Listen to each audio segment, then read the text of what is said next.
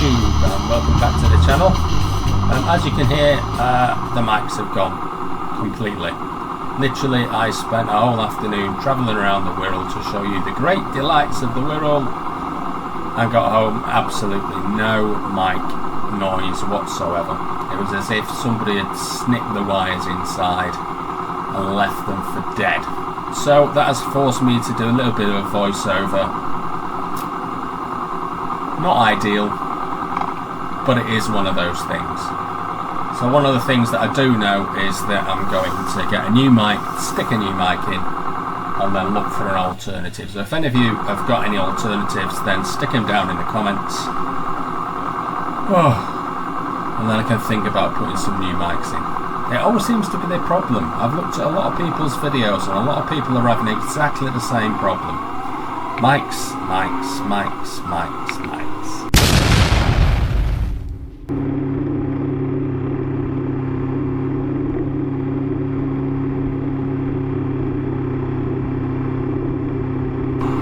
So if you remember on the last video, what we did was I took you around a few places in Wirral, probably on the left-hand side of the Wirral as you go round. And now what we're going to do is we're going to start to move across the top and also down the right-hand side of the Wirral.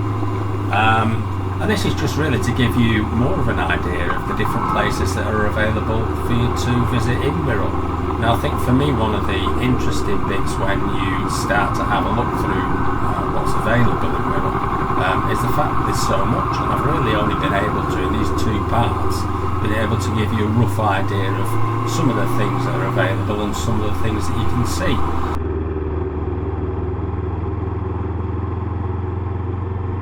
Obviously we can't do everything. I always think it's nice to go back to somewhere and find something that you didn't see. Anyway, this is our sort of first stop just around this corner as we start to go round, and we're starting to hit what's I suppose the beach road or the promenade in Hoylake, and as we start to go round the corner you'll see that the tide's in, and you can tell that by the fact that the sand's so wet. You can see the shining water starting to come through the sand. Now I was here when I did the first video, which was when the camera went, and this is how it looked then.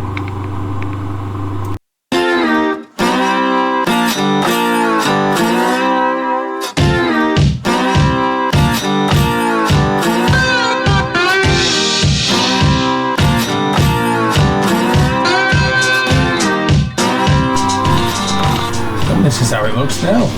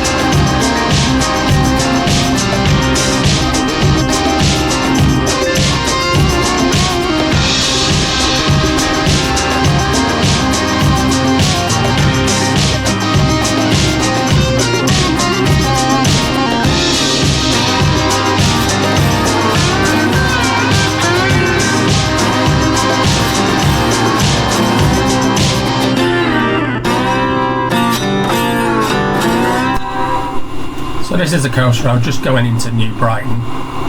It's probably called Marine Drive or something like that. I think most of them are these days. I have to say, if you're riding down this road, the road surface is absolutely shocking. It's literally up and down, up and down, up and down, up and down. It's relentless right the way through there, so take it easy if you're going down there. New Brighton's one of those seaside places, seaside resorts, that's appeared in about the sort of Victorian era, really, so about the sort of 1900s, and has been developed since then. As you go into New Brighton, you'll notice that there are some quite pretty Art Deco buildings, which is quite nice, but as a lot of the planners do in these places, they've made some horrendous decisions over the years, and you'll see that really when you have a look at what's there. So this statue that we're just coming up to now, that one, it's a statue of a clown holding a banner, and the banner says welcome to New Brighton. And there was a load of controversy when that was first put up, because despite the fact that it cost 25 grand when it was first put up, there was lots of people complaining about it, people saying they'd much prefer a swimming pool or leisure facility, and a better design would have reflected the nautical history of the area. The reason why it's a clown is because it's supposed to reflect the sort of happy and fun nature of New Brighton, and also reflect some clowns called the Piero clowns, who used to be on the prom and used to have a show on the prom. Now the building we just passed on the left has got lots of curves around the front of it, which sort of reflects, I suppose, some of the flavour of the Art Deco era, and just gives a little bit of a nod to that. However, just through these traffic lights on the left hand side, we're just coming up to Morrison's, which honestly is probably the biggest eyesore I've ever seen in any place. God knows how they decided that they would plonk a building like that right on the front.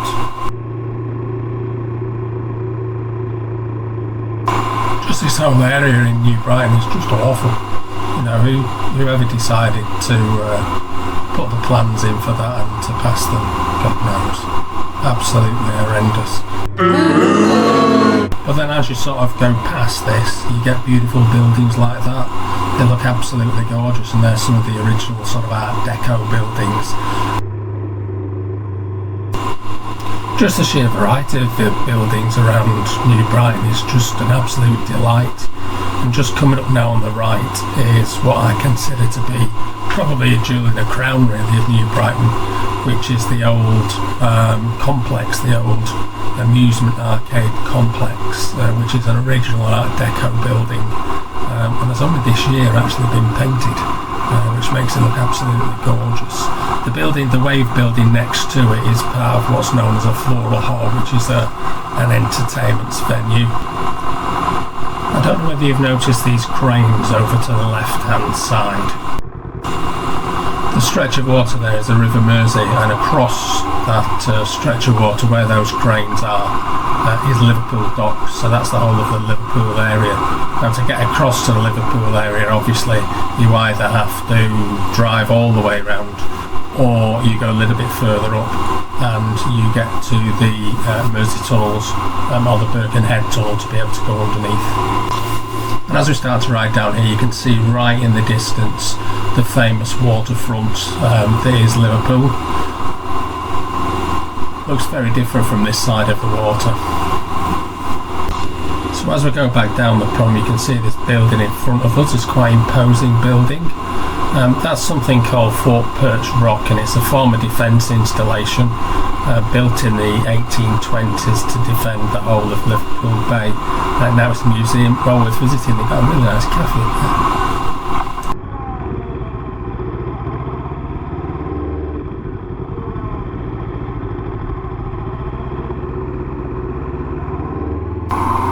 So we're just leaving New Brighton and heading off up the hill towards Birkenhead. I guess one of the things was I wanted to show you the Mersey River from the other side, and this gives us a great opportunity to be able to do that. What we can do is we can go up the hill, round the side, show you some of the tight narrow streets, and the little Two Downs, and they face out onto the Mersey just round this corner and down a little. So just in front here you can see that's the River Mersey, and straight across from there is Liverpool. So it's quite interesting, really.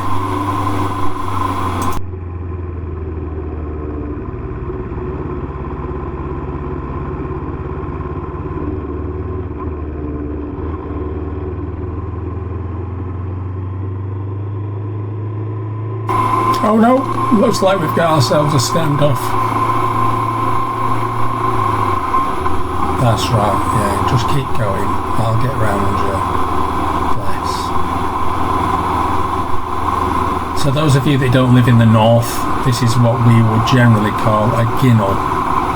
So this is a sort of an entranceway, an alleyway that goes down behind and to the side of houses. It used to be where you put the bins out, and typically the road service isn't brilliant, which is why I'm pretty much all over the place here.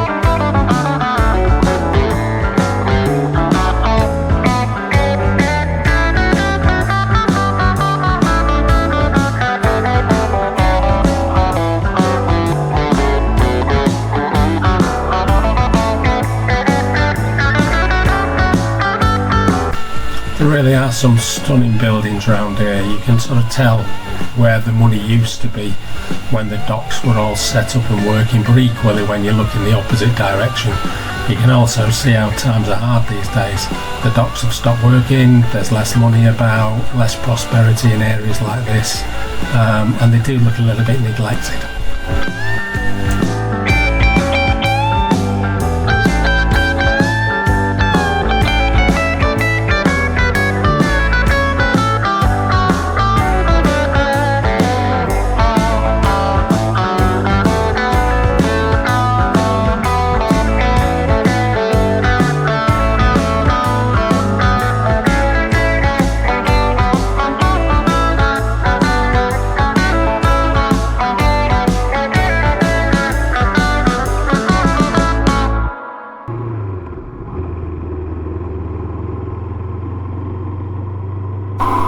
I always think it's interesting the way that these areas change.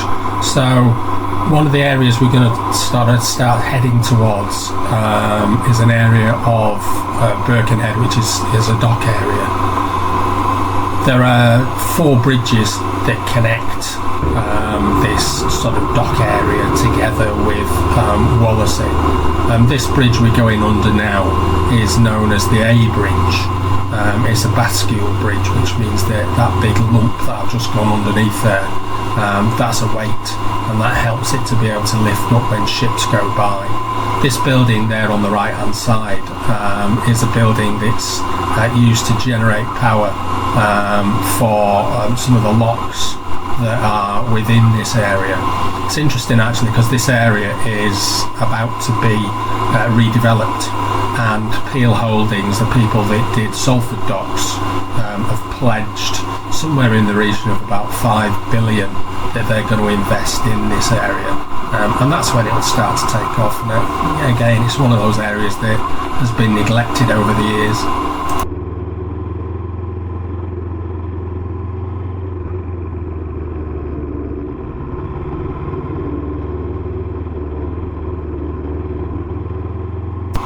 I do see lots of vlogs about rolling hills and countryside, or beaches or seaside resorts, and I sort of quite like, on occasions, having a look at the more industrial side of places. So pop down in the comments below what you sort of like to have a look at, whether that be rolling hills, countryside, twisties, places like Matlock, or whether actually sometimes you do like some of the industrial stuff.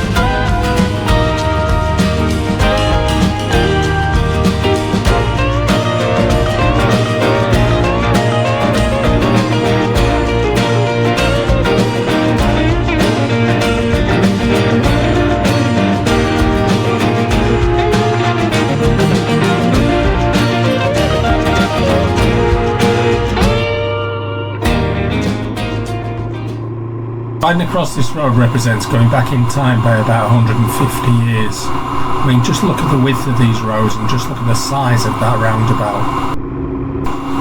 This is an area known as Port Sunlight Village and was founded by William Hesketh Lever in 1888.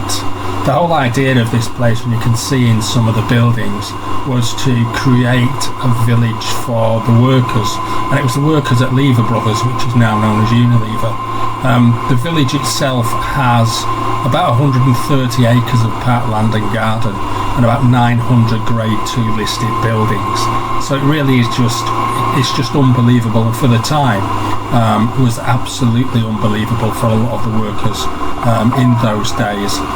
The idea that Lever had was, if you create a village where people could actually live, and people could live there safely, knowing that they would have decent and affordable housing, knowing that they would have amenities like an art gallery and a library, and welfare provisions like a village hospital. And what this did was increase the level of loyalty that people had, and also it had people clambering to get to work for Levers because they knew that the conditions were brilliant and that they'd also get some really good housing with which they could bring up their families. So altogether it was a great idea. As this was my first time here, I ended up missing a load of stuff. So I've added some photographs in here of some of the buildings. These are photographs taken directly from the Port Sunlight website. It's the Port Sunlight Trust website, and it really is worth, first of all, having a look at the website, and second of all, getting yourself down to Port Sunlight.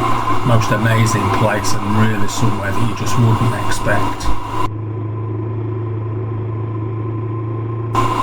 So we're just on to our last place now in the Wirral, on this little bit of a tour. I think my sort of thoughts about the Wirral is that there's just so many amazing places. I mean, look at this Port Sunlight. It's just the most amazing little place and somewhere that you wouldn't expect. So the roads between now and our last place are pretty boring, so I'll meet you there. So here's the last place on the Wirral, and the sun is absolutely shining at this point. So we're just going to turn left here, and this takes us down to the wharf where the National Waterways Museum is. The National Waterways Museum is owned by the Canal and River Trust. It really is quite a nice day out. There's such a lot to see down there. It really is worth going down there, taking a family and spending all day. Although I would suggest that you take sandwiches because it is quite pricey in the cafe. Quite pricey to get in as well. So that's the end of our little tour around the Wirral. If you've enjoyed it, give us a thumbs up. If you want to make any comments or suggest anything to improve, stick your comments in the comments section below. And if you do want to listen to a little bit more Line Drivel, then click on subscribe, and especially the bell thing, because that will tell you exactly when I'm sending out another video. Until then, take it easy and I'll see you soon. Cheers then.